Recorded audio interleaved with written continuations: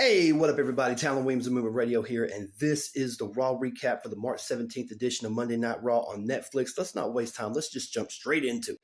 Well, it's a moment we've all been waiting for, the return of John Cena to Monday Night Raw, where he finally gets to tell the world why he did what he did to Cody Rhodes, the epic heel turn at Elimination Chamber.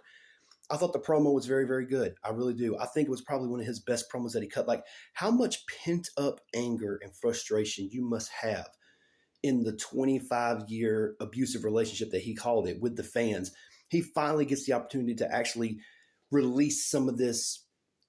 I think this is a John Cena that's been wanting to say some of these things for a very, very long time, and now he's finally given leeway to say it. He hit home with a lot of things that he said.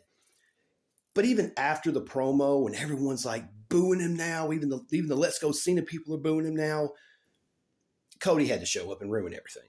Now, I'm not going to sit here and disrespect Cody Rhodes by any means of the imagination, but I am going to say this.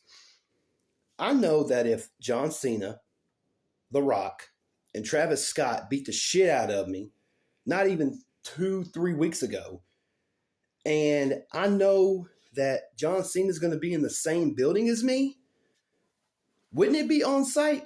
Like seriously, wouldn't it be on site? Like, why isn't Cody Rhodes just dog walking John Cena at this point? Like, psychologically speaking, if you get your ass whipped and you have an opportunity to go face to face with one of the people who beat the shit out of you, wouldn't you want to throw hands? But he didn't do that. Instead, he gets in the ring and he cuts another one of his long promos, and he ends the promo by calling John Cena a whiny bitch. Cody, nah, bro, you the bitch in this situation because you didn't swing. You had the opportunity. Rock wasn't there. Travis Scott wasn't there. It was just you and Cena. What was you scared of? I know, if WWE's idea is to save them fighting for WrestleMania, no. Sometimes you need to have a little bit of conflict before you go into the big match. This segment for Cody wasn't it. This segment for John was it. Cody, do better, bro. Do better. First match of the night, Penta versus Ludwig Kaiser in a no-holds-barred match. I don't know what it is. I will watch these two guys work forever because these two guys together in the ring create magic every single time they're in there. The match was really good. I think it's probably the best match of the series of matches that they have with each other. Really good match. Penta wins with the Penta driver. I think it was on a chair, if I'm not mistaken. It may have been on a chair. I don't remember. But yeah, Penta wins. And then after the match, Kathy Kelly interviews him on the rampway. Again, the crowd this whole night was electric. Everything, they were doing every chant, they were doing every song. It was so cool. But Penta pretty much straight up says, I'm coming for the Intercontinental Championship. So who's going to be Intercontinental Champion? Is it going to be Braun Breaker? Is it going to be Finn Balor? We'll have to find out later tonight. But speaking of Finn Balor, they do a backstage segment with Judgment Day. And Dominic has been very, very adamant about adding more people to the Judgment Day since J.D. McDonough's injury. Finn Balor, for whatever reason, is very, very against adding new people to the Judgment Day. Dominic suggested Finn, hey, let's talk to Penta. Let's see if Penta wants to be involved with the Judgment Day. And Finn Balor's like, oh, yeah, that's a good idea. Let's invite the guy to the Judgment Day who wants to challenge for the Intercontinental title that I'm going to win tonight. And this happens right here where he calls Dominic a snake. The same man who got you an Intercontinental Championship match is a snake. Okay, cool. Let me just throw this out real quick. I honestly think that there will be a new leader of the Judgment Day, and it's got to be Dominic Mysterio. See, everyone believes that Finn is the de facto leader because he was in Judgment Day longer than Dominic, and because since Rhea Ripley and Damian Priest left Judgment Day has been floundering, and it kind of has been. Really, Dominic is really the only one that's been keeping the Judgment Day afloat. And I really think that Dominic would be the leader of the new Judgment Day because everyone's assuming that it's going to be Aleister Black when he makes his return. No, it's got to be Dominic. I think Dominic has that level of heel heat now where he can be the leader of the group and it can work. Now, who you put in that group, that's on a case-by-case basis. Have to see what happens. But this is something here's going to blow off, I think, really, really soon. I can't wait for it. Next match on the card was Dakota Kai versus Ivy Nile. Again, they haven't finished it yet. LWO comes out because American May got involved. They ran them off. Dakota Kai wins. This match was pretty self-explanatory. Dakota wins. Very next segment was Io Sky and Bianca Belair signing their contract for their match for the Women's World Championship, at WrestleMania.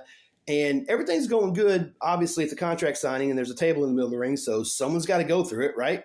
Well, that tried to happen. Rhea Ripley comes to the ring, starts arguing with Bianca again. Io obviously feels disrespected again because no one's paying attention to her, even though she's the champion. Bianca pushes Io again. Rhea hits Bianca, knocks her onto the table, powerbombs Io on top of her. I think the table was supposed to break here. I'm pretty sure it was supposed to. But then this happened. Rhea signs the contract, putting her name on it, which is interesting because a lot of people on X this week, Shayna Baszler and Zoe Stark, said, oh, is that all you have to do to get a title shot? Okay, I'll just sign every contract that I see because apparently you can just sign your contract to a name that doesn't have your name legally on it, and somehow that's still legally binding. Again, this is pro wrestling. Nothing makes sense sometimes. Either way, this whole thing is leading up to their triple threat match at WrestleMania 40. This was very reminiscent of 2004, actually, with Triple H, Shawn Michaels, and Chris Benoit before their triple threat match at WrestleMania 20. Kind of reminiscent. A little bit different because Chris Benoit didn't sign the original contract. You just have to go back. I'll do a whole rant about that one day. Anyway, this segment, it was what it was. They're setting it for the triple threat match, and it should be fun. Why they got to do Austin Theory dirty like this? Anyway, Jey Uso versus Austin Theory. Literally, the match lasted less than a minute.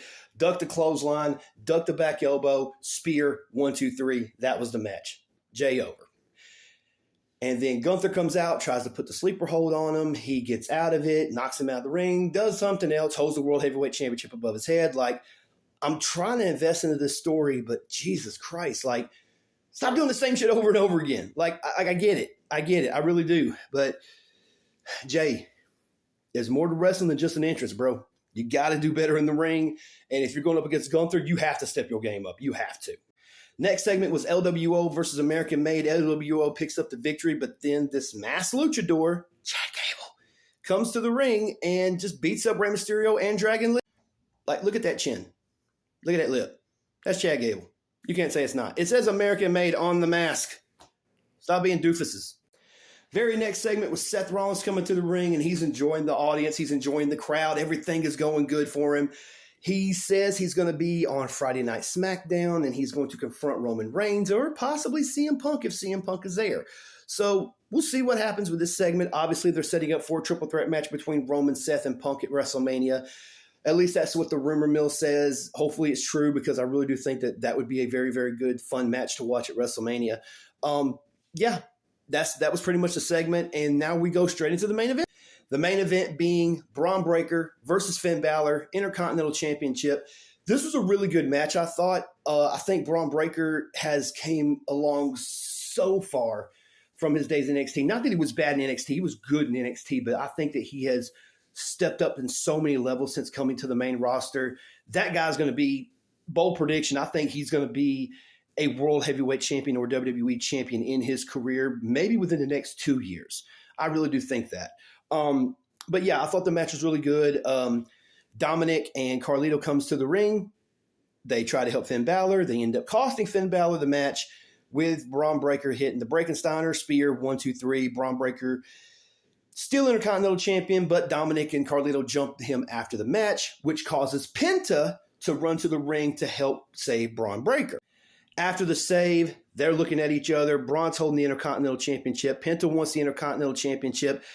Is this the match we're going to get at Mania? Are we going to get Braun Breaker versus Penta? Because if that happens, I'm cool with it. Just, man, that's, do you push Penta to the moon like that quickly, straight to the Intercontinental Championship? I mean, that'd be cool. I wouldn't mind it.